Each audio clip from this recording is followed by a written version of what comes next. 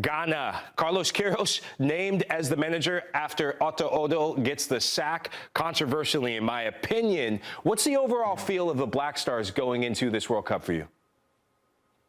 Yeah, firstly, Mikey, I confess I was also a little bit disappointed. I thought that Ghana would go with another Ghanaian coach, or at the very least, an African coach, just from a Pan-African perspective. But Ghana is a bit of a Dr. Jekyll, Mr. Hyde thing going on, because they qualified with absolutely flying colors, both AFCON, World Cup, superb attacking talent. I mean, we know the likes of, Kudus, who's obviously injured, but they also have Semenyo, Isahaku, Williams. They have a lot of top quality players, and Sulemana as well. But the issue is converting these individual qualities into consistent team performances, and they've really struggled with that, especially recently. So the results look concerning. I mean, of course, they've played some, I think, decent opposition. Your Mexico's, Germany, Austria. These are good teams, but they've fallen to defeat against them. And again, the defeat itself is not necessarily a problem. It's the defensive vulnerability to give up 10 goals in these matches, and the kind of offensive impotence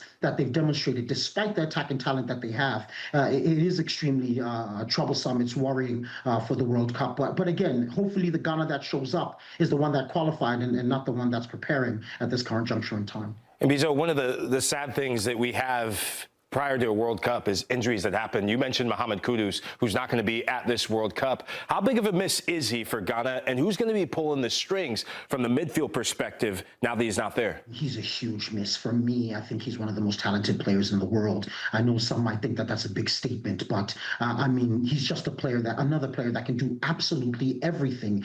Strong, quick, clever, goals, and even defensively, he has a wonderful work rate, can win the ball back on a very consistent basis. It's difficult to say, in the midfield.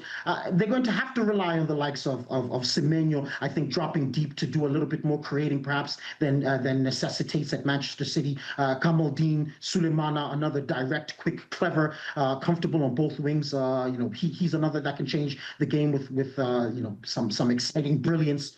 It's tough. Those are the players that I think that they'll have to begin to rely on. And again, Isahaku, Leicester might be struggling at this point in time, but a player like that injects so much pace and unpredictability that I think those are the players that are going to have to try to lead the squad. But they're not just missing in the attack. I think defensively as well, with players like Salisu and Jiku missing, it would explain a lot some of the defensive frailties. And so I think Ghana's really going to have to look to collaborate to overcome some of their missing personnel, and to really overcome this difficult phase that they're going through. They've called in some big names on the African continent. When you look at the likes of Iñaki Williams with the front line, we're going to flip forward to the likes of Jordan Ayew. Say what you want about his Leicester performances, but he does deliver for the Black Stars, amongst others. What do you make of this front line for Ghana?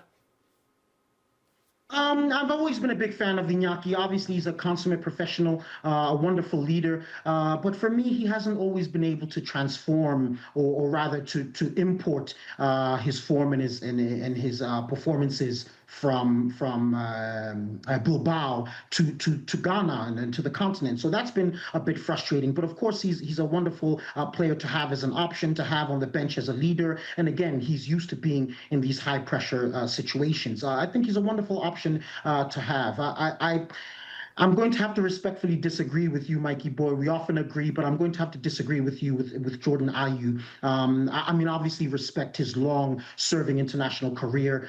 He has come up from time to time with some important goals, but he's never been one of my preferred players in that attacking line. And I think that he's often been carried by other players, including his brother Andre. And now with age, I think he's lost pace, he's lost influence, and for me, his recent performances suggest that he's not really among the more productive attacking options for Ghana, frankly speaking. And I'm going to sound harsh here. I don't think he should have been called up at all. But he is there.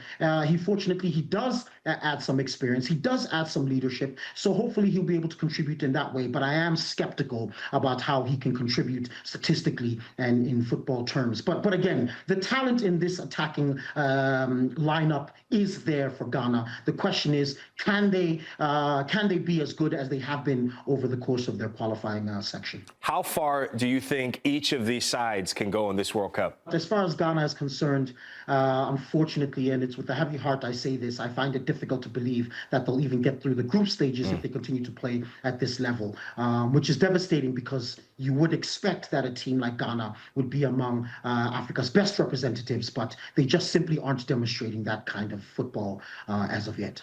Mbizo, you choose your words wisely. He's a fan of Ghanaian jollof, but he's not a fan of the Ghanaian national team. Mbizo, good to see you as always, brother. Thanks for watching this video from Morning Footy. For all news and insights regarding leagues around the world like EFL, Serie, and all UEFA competitions, both men's and women's, don't forget to sign up for Paramount+.